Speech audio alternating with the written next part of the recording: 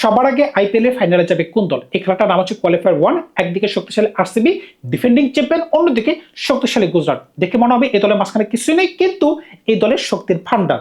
আজকের খেলাটা কোথায় অনুষ্ঠিত হবে? এই খেলাটা অনুষ্ঠিত হবে ধর্মশালার পিচে। এখন ধর্মশালায় পাঞ্জাব কিন্তু ব্যাক টু ব্যাক 3টা ম্যাচ খেলছে, এটা নাকি তাদের হোম গ্রাউন্ড, কিন্তু 3টা ম্যাচে কিন্তু তারা পরাজয়ের স্বাদ নিয়ে এখান থেকে বের হয়েছে। সুতরাং বুঝতেই পারতেছেন, সবাই কিন্তু বলতেছে ব্যাটিং ব্যর্থতা না, পাঞ্জাব হারছে বোলিং ব্যর্থতায়। যদি বোলিং ব্যর্থতায় হেরে থাকে, এই দুই দলের মাঝখানে কোন দলের বোলিং ভালো? আরসিবির বোলিং ভালো নাকি গুজরাটের বোলিং ভালো? এমনকি আমরা কিন্তু এটাও দেখতে পাইছি ধর্মশালায় স্পিন এত বেশি কার্যকরী না। বিশেষ করে পাঞ্জাব তাদের প্রিমিয়াম বোলারকে, বিশেষ করে চাহালকে ভালো মতো প্রয়োগ করতে পারে নাই। এটা কি পাঞ্জাবের ব্যর্থতা ছিল নাকি এই পিচে স্পিন বেশি কার্যকরী না? সেটা কিন্তু আপনারা কমেন্টস করে জানাতে পারেন। যদি স্পিন বেশি কার্যকরী না হয়, এটা কি গুজরাটের জন্য বেশি লস হয়ে গেল নাকি আরসিবির জন্য বেশি লস হয়ে গেল? সেটা কিন্তু আপনারা কমেন্টস করে জানাতে পারেন। আজকে টস কোন ধরনের ভূমিকা পালন করতে পারবে? যারা টসে জিতবে তার কি ব্যাটিং এর সিদ্ধান্ত নেবে নাকি ফিল্ডিং এর সিদ্ধান্ত নেবে? দলে কোন ধরনের পরিবর্তন দরকার? কারণটা কি, ধর্মশালা পিচটা কিন্তু আরসিবির জন্য নতুন, এমনকি গুজরাটের জন্য নতুন। জয় কিন্তু এমনিতে বলে কই আসবে না, ভালো কিন্তু অবশ্যই খেলতে হবে। কোন প্লেয়ার আজকে সর্বোচ্চ ভালো খেলতে পারে, যার কারণে একটা দল অনায়াসে জয় পাবে, এমনকি সবার আগে বলতে পারবে যে আমরা ফাইনালে চলে গেলাম, এখন তোমরা খেলতে থাকো।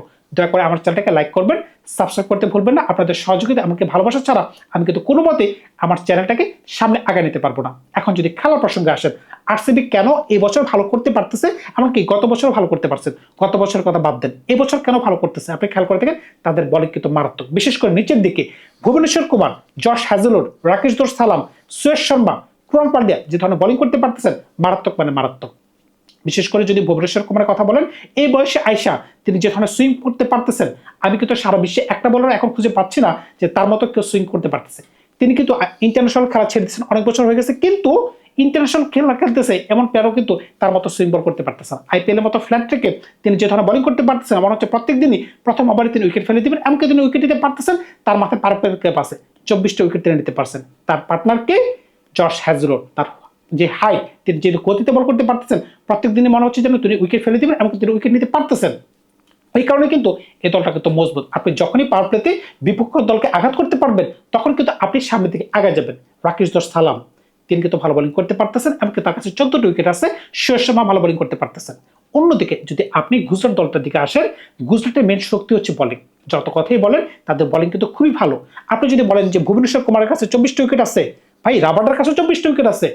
ইকোনমি একটু দুর্বল দেখে তার মাথায় পারফেক্ট ক্যাপটা নাই। সুতরাং বুঝতেই পারতেছেন আপনি কিন্তু এই দলটাকে খারাপভাবে দেখতে পারতেছেন না। রাবার্ডের কাছে 24টা উইকেট আছে, এমনকি 19টা উইকেট আছে রশিদ খানের কাছে, 14টা করে উইকেট আছে দুজন প্লেয়ারের কাছে, একটা হচ্ছে প্রসিদ্ধ কৃষ্ণা, অন্যটা হচ্ছে জ্যাসন হোল্ডার, এমনকি 17টা উইকেট আছে মোহাম্মদ সিরাজের কাছে।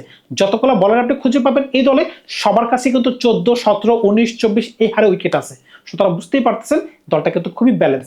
যখন আপনি ব্যাটিং এর প্রসঙ্গে আসবেন, আপনার কাছে মনে হতে পারে গুজরাট দলে ব্যাটসম্যান নাই, কিন্তু তাদের কাছে যে ধরনের ব্যাটসম্যান আছে তারা কিন্তু রানের পাহাড় করে বসে আছে। আপনি খেয়াল করে দেখেন সাই সুদর্শন, এই বছরটা তিনি যেভাবে শুরু করতে পেরেছিলেন, মনে হচ্ছিল তিনি ভালো ছন্দে নাই। কারণটা কি, গত বছর কিন্তু তিনি অরেঞ্জ ক্যাপ নিয়েছেন, কিন্তু এই বছর কিন্তু অরেঞ্জ ক্যাপ তার মাথায়। খেয়াল করে দেখেন তার কাছে কিন্তু রান আছে 638। আপনি চিন্তা করতে পারতেছেন তিনি এই বছরের টুর্নামেন্টের সর্বোচ্চ রান শিকারী। এমনকি তার পার্টনার শুভমন গিল, যেখানে ভারতীয় দল থেকে ছিটকে পড়ে গেছেন, কিন্তু তিনি কিন্তু আইপিএলে দুর্দান্ত ছন্দে আছেন। তার রান হচ্ছে 616 বা 600 উপরে। সুতরাং বুঝতে পারতেছে উপর থেকে কিন্তু তার রান করতে পারতেছে। এমনকি জস বাটলার, যেখানে বিশ্বকাপের মঞ্চে আমরা তাকে দেখছি ফ্যাকাশে, কিন্তু তিনি কিন্তু ধীরে ধীরে তার ফর্মটাকে গ্র্যাব করতে পারছেন, এমনকি তার রান কিন্তু কম 500 থেকে একটু কম। ভাই উপর থেকে যদি এই ধরনের ব্যাটিং করা সম্ভব হয়, তাহলে মিডল অর্ডার একটু দুর্বল হইলেও চলে, কিন্তু মিডল অর্ডারে যখনই আপনি জ্যাসন হোল্ডারকে ঢুকাইছেন, তিনি ব্যাটাতে বলাতে যখন উইকেট নিতে পারতেছেন, তখন কিন্তু দলের চেহারা পাল্টে গেছে। সে সাথে ওয়াশিংটন সুন্দর রান করতে পারতেছেন, নিশাদ সিন্ধু ভালো করতে পারতেছেন, এমনকি পিঞ্চ হিটার হিসেবে কিন্তু সবসময় কিন্তু রাহুল টিয়াটিয়া, রশিদ খান কিন্তু ভালো ছন্দে আছেন।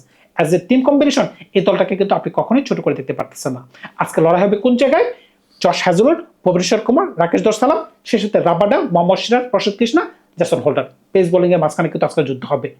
ভাই যখন আপনি আরসিবিকে নিয়ে কথা বলবেন, আরসিবি কিন্তু আরো বিস্ফোরক টিম। কারণটা কি, 8 নম্বর পর্যন্ত তাদের ব্যাটিং অর্ডারে কোন আপনি ফাঁকফুকর খুঁজে পাবেন না, সবাই যেন মারাত্মক মানে মারাত্মক। কিন্তু এই তুলনায় আপনার কাছে মনে হবে যেন গুজরাটের ব্যাটিংটা একটু ফ্যাকাশে। আমি আগে আরসিবি ব্যাটিংটা একটু আপনাদেরকে বলি। ফিলশট কিন্তু উপলব্ধ হয়ে গেছে। ফিলশট কিন্তু উপলব্ধ হয়ে গেছে কি কারণে? তিনি কিন্তু ইনজুরি কবলে পড়েছিলেন, এই কারণে কিন্তু বেশ কয়েকটা ম্যাচ কিন্তু তিনি খেলতে পারেন, কিন্তু তিনি ইনজুরি কাটিয়ে কিন্তু তিনি ফেরত চলে আসতেন। এখন একটা চিন্তার বিষয় কি জানেন, ইনজুরি আগে একটা প্লেয়ার একটা ভালো ছন্দে ছিল, কিন্তু ইনজুরির পরে তিনি কি আবার ভালো ছন্দে খেলতে পারবেন কিনা, এটা একটা চিন্তার বিষয়।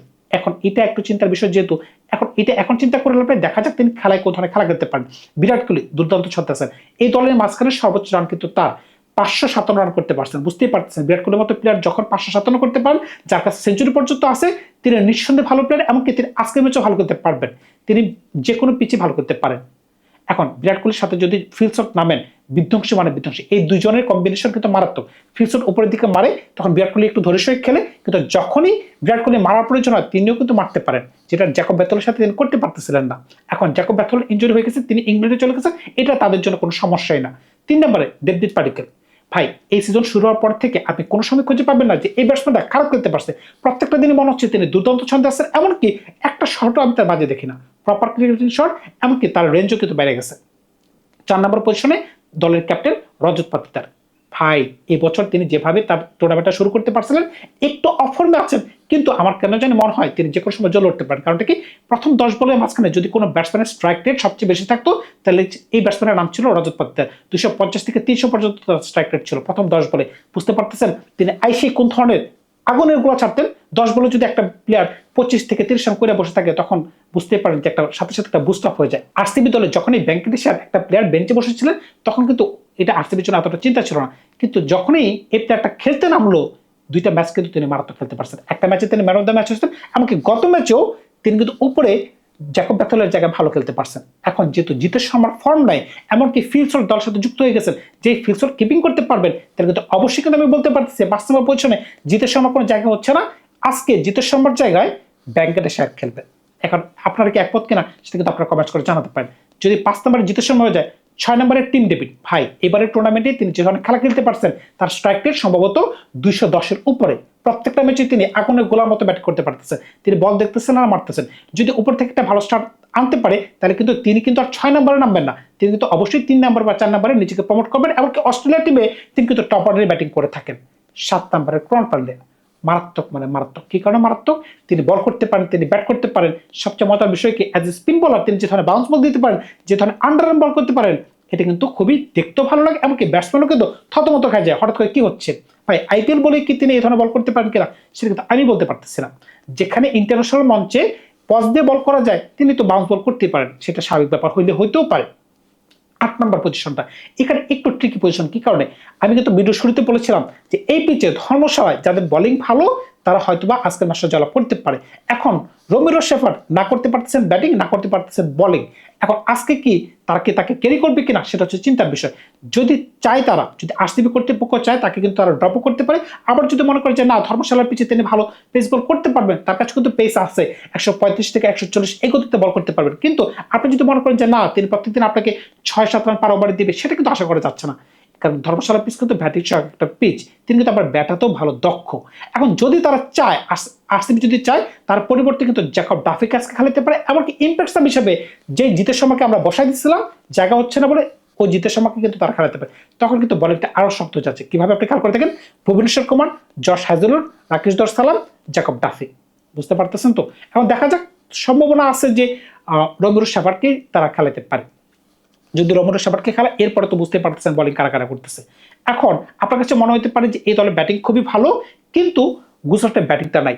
এটা আসলেই নাই, মিথ্যা বলার কোনো সুযোগ নেই। কারণটা কি, উপরে সাই সুদর্শন, জস বাটলার, শুভমন গিল, এরপরে নিশান্ত সিন্ধু, ওয়াশিংটন সুন্দর, জাসন হোল্ডার, রাহুল টিয়াটিয়া, রশিদ খান, এই ব্যাটসম্যান গুলা কিন্তু ওই ধরনের ছন্দে নেই, কিন্তু তাদের কোনো প্রয়োজন হচ্ছে না। কারণ কি, উপর থেকে যে সকল ব্যাটসম্যান খেলতে পারতেছে, একজন 678, একজন 616, একজন 500, এই কারণে কিন্তু নিচের দিকের ব্যাটসম্যানদের ওই ধরনের লোড কিন্তু পড়তেছে না। এখন আজকের ম্যাচে যদি উপর থেকে ভুবনেশ্বর কুমার যদি 2 থেকে 3 উইকেট ফালাই দিতে পারেন, তখন কিন্তু এই গুজরাট কিন্তু চাপে পড়ে যেতে পারে। এটা কিন্তু আপনাকে মানতে হবে। কারণ কি, গুজরাটের শক্তি কিন্তু 1, 2, 3 এর মাঝখানে।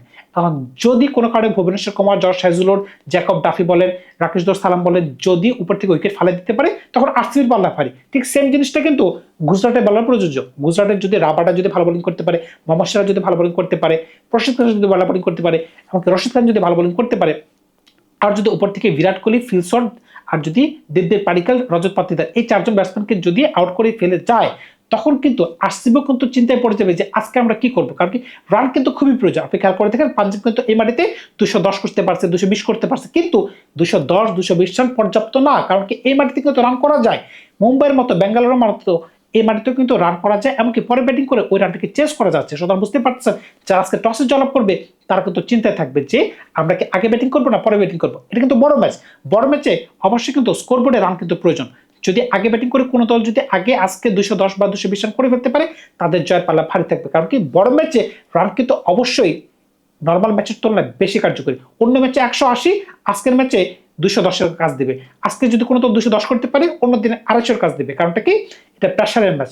আজকে যারা জয়লাভ করবে তারা ফাইনালে চলে যাবে, এটা কিন্তু ইজি একটা ম্যাচ না।